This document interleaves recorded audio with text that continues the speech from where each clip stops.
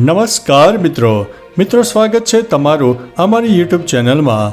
આજની વિડીયોમાં વાત કરીશું દેશ અને દુનિયાના સુપરફાસ્ટ સમાચારની। સૌપ્રથમ વાત કરીએ તો મોસ્કોમાં પીએમ મોદીનું સંબોધન। મોસ્કોમાં પીએમ મોદીએ કહ્યું કે ગરીબો માટે 3 કરોડ ઘર બનાવીશું। અમારો હેતુ 3 કરોડ લખપતિ દીદી બનાવવાનો છે। આજનું ભારત જે પણ કરવાનું નક્કી કરે છે તે પૂર્ણ કરે છે। ભારત ડિજિટલ ટ્રાન્ઝેક્શનનું સૌથી મોટું મોડલ છે। વિશ્વ ભારતની નવીનતા જોઈ રહ્યું છે। દેશના વિકાસની ગતિ જોઈને દુનિયા આશ્ચર્યચકિત છે। દુનિયા કહે છે કે ભારત બદલાઈ રહ્યું છે। આજે ભારતમાં લાખો સ્ટાર્ટઅપ્સ છે। ભારતની પ્રતિભા જોઈને દુનિયા અચંબિત થઈ છે। મિત્રો, અન્ય મહત્વના સમાચારની વાત કરીએ તો મોદી સરકાર સામે ખેડૂતોની નવી રણનીતિ।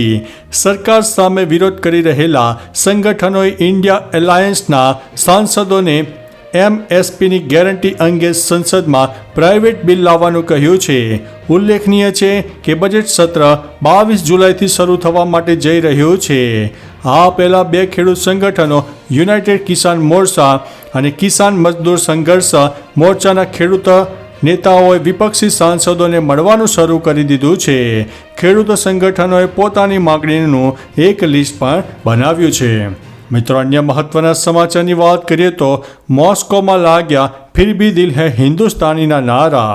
મોસ્કોમાં પીએમ મોદીએ કહ્યું છે કે અહીંના દરેક ઘરમાં એક સમય ગીત ગવાતું હતું, સર પે લાલ ટોપી રૂસી ફિર ભી દિલ હૈ હિન્દુસ્તાની।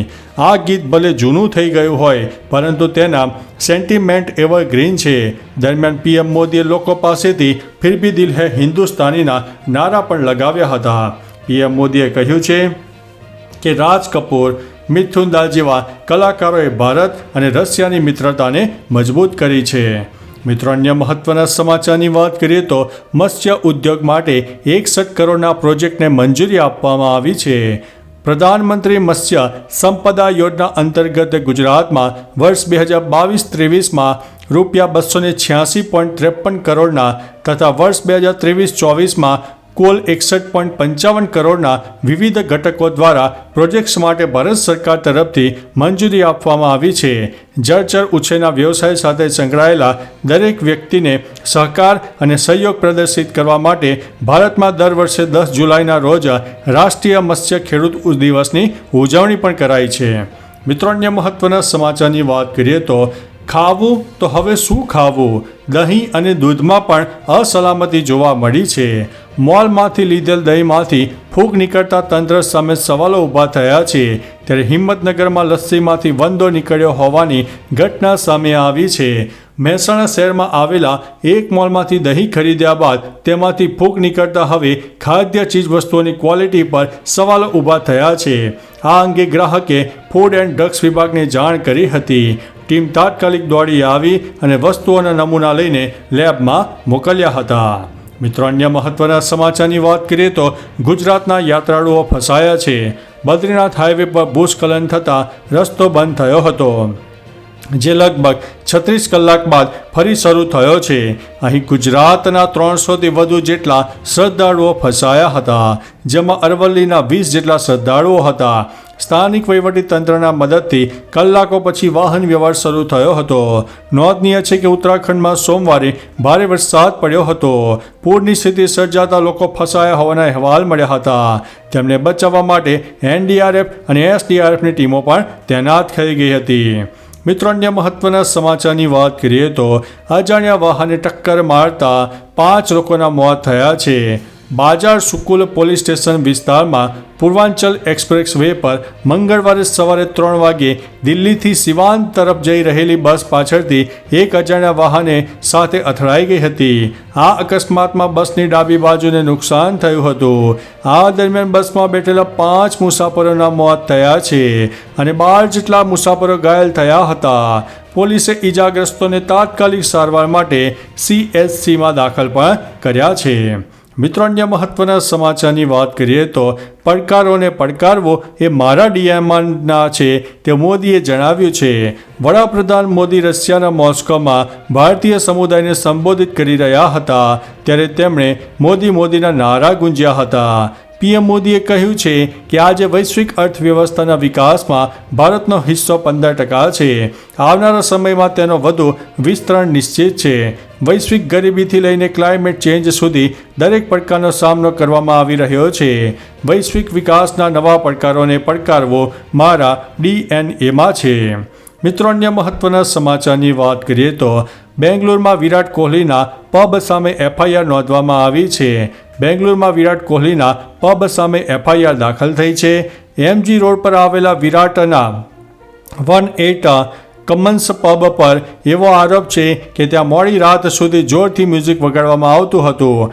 DGP સેન્ટ્રલે જણાવ્યું હતું કે સોમવારે રાત્રે 1:30 સુધી પબ ખુલ્લું હતું, જ્યારે બેંગ્લોરમાં પબને માત્ર 1 વાગ્યા સુધી જ ખુલ્લા રહેવાની મંજૂરી છે.